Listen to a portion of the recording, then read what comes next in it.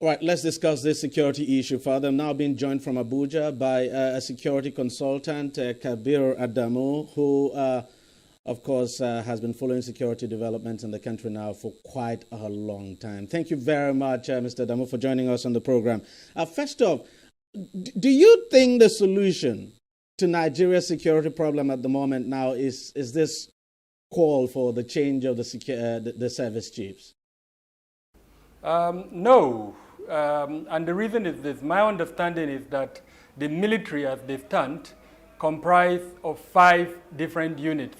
So the Chief of Defense Staff, the Chief of Army Staff, Chief of Naval Staff, and then the Chief of Air Staff. And then, of course, you have other subunits such as the DIA, and then the various intelligence agencies under the military. Now, there are 23 other units that also have one or something to do with security, as it were. So 5 out of 23, honestly, it cannot make any meaningful impact.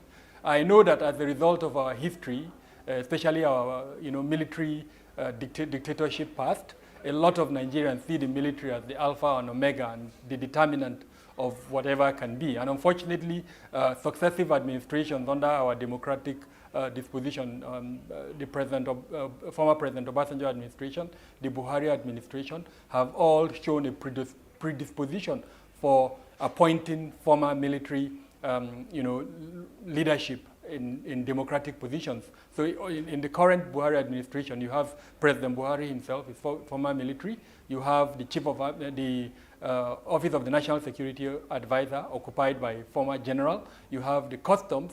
Then, of course, all the service chiefs, as well as the Minister of Defense, and several other bodies are occupied by the military. So that shows why a lot of us have the disposition to think that the military is the determinant. But my position and understanding, it is that it is the national security strategy and the national security architecture that are responsible for the circumstances that we found ourselves. So unless and until we change the national security strategy and the national security architecture, it is not the person, the personality, but the composition of these arrangements and the effectiveness of the arrangement that we're making. So no matter how you change the individual, if these various components that I've mentioned are faulty, then unfortunately will not have any impact. Having said that, in December 2019, the Buhari administration launched the National Security Strategy Revised Version 2019.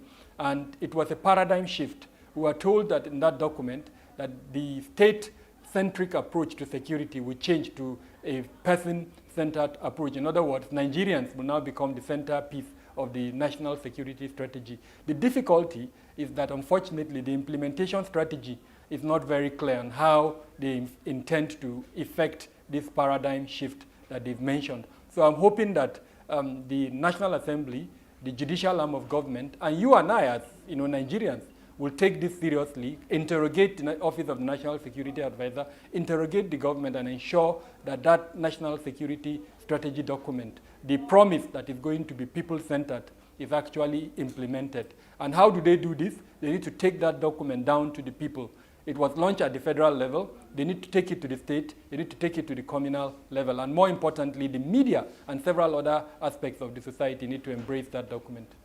So could you throw more light on this security architecture you mean? Because we've heard a lot about security architecture. Could you just throw more light on it?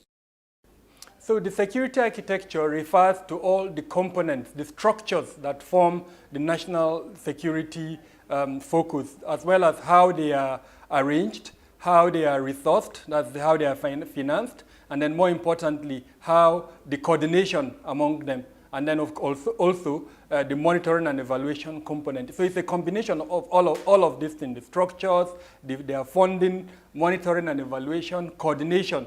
That is what the architecture is all about. So where, for instance, you have all of these units, like we have in Nigeria, 23 of them, and unfortunately they are not working together as a system, then you have gaps. Just yesterday we had the president saying that he wants improved coordination between the MDAs in the country when the economic advisory team met him. So I don't think there is any sector where this coordination is absent, like the security sector. So this is the national security architecture. All these various organizations, 23 of them, coming together, and then how do they form a link? Who coordinates them? What is the purpose of their objective? This is the architecture as against the strategy, which explains what they are trying to achieve. The strategy is talking about objectives and aims and what they want to achieve, while the structure is a combination of, the architecture is a combination of structures, coordination, resourcing, funding, as well as aspects around monitoring and evaluation, etc. We saw the government, for instance, launch those helicopters recently, and talking about the attack helicopters. That, of course, coming into our security architecture. Let me use your word now. You think that would make a significant difference now on the ground in our fight against insecurity, not just against Boko Haram, but even banditry and kidnapping? So the dominance of air power, as it were, is very, very important in any country's national powers, as it were. So yes, any asset that we will obtain to give us that dominance is very important. But what is more important is coordination.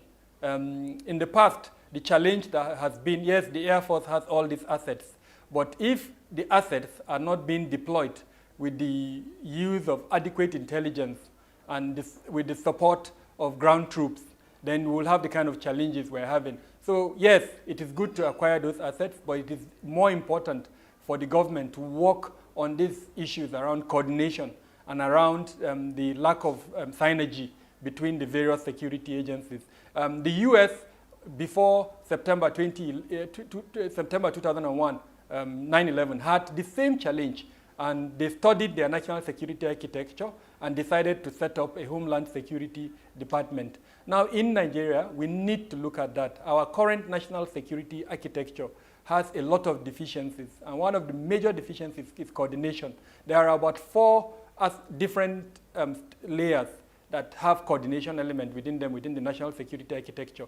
The National Office of the National Security Advisor, the Secretary to the Government of the Federation, the Chief of Staff to the President, and that's the presidency as a whole, but mostly exercised by the Chief of Staff to the President, and then the Minister of Interior, as well as the Minister of Defense. Now, almost about 5 stratas exercising this coordination element, and that is not good. You need to harmonize this and find a way of ensuring that one single component.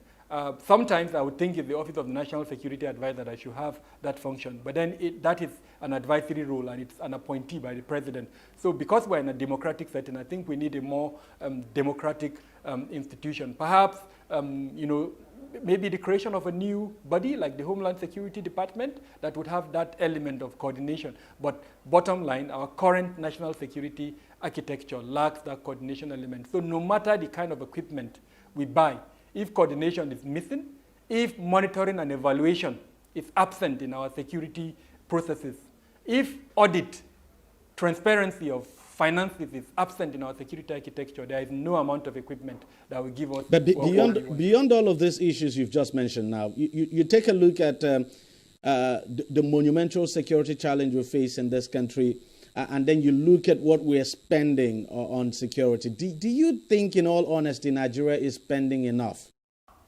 No. The AU recommendation, if I'm right, and the UN recommendation is a percentage of our GDP. And even though I don't have the figure here, but I know we're spending far less below that recommendation. If I'm right, it's about 2.5% of our GDP that where it's recommended. We're spending far less than that. I think we're at about 1%. So yes, it's far below it. But I'm more bothered about the leakages within the administration of funding within the security sector. I call it the political economy of funding of security in Nigeria. It's riddled by corruption, mainly because it's opaque, it is not transparent, there are no systems and processes that would allow proper audit, and then there is no monitoring and evaluation. So before we even increase it, I want to block those leakages. I'll pick the police as an example. Where we're located here, there is a policeman at the gate. I'm almost certain that money is being paid to that policeman. In my own sector, it's about 75,000 naira per police deployment. You pay the police personnel, then you also pay the command and control a certain amount of money. Now, how much of that money goes to the treasury of the police? How much goes to the pockets of individuals? You are a living witness that under the 8th Assembly, a senator accused the then Inspector General of Police of siphoning 10 billion naira every month from this type of payment. Till date, that allegation has not been challenged by the police. So unless we block these leakages, I am not of the opinion that it's about money. It's about transparency. It's about processes. It's about improving the quality of standards within the security organizations. Mr. Kabir Adamu, thank you very much for joining us on the program. Thank you very much, DEJI. Yeah, thanks for your time. Well, we'll take a short break, and when we come back, we'll be discussing something else. On DEJI 360, we don't just ask the questions. What is wrong with amending the Constitution the way the National Assembly members have been doing it? We seek answers. Constitution is constituent. Our problem is not lack of laws. Our problem is lack of the willpower to implement our laws. Answers that provide clarity. While we negotiate, we should try to make it a point that the girls must be complete. The clarity you need to make informed judgment so that you can make the right decision and take action. People are saying it is you politicians that are responsible for this, that you are the reason why this is happening. All these dollars that call themselves governors in this country? I wish we had people like Tony at the National Assembly. God forbid that I go to join that band. DEJI 360, providing clarity to issues.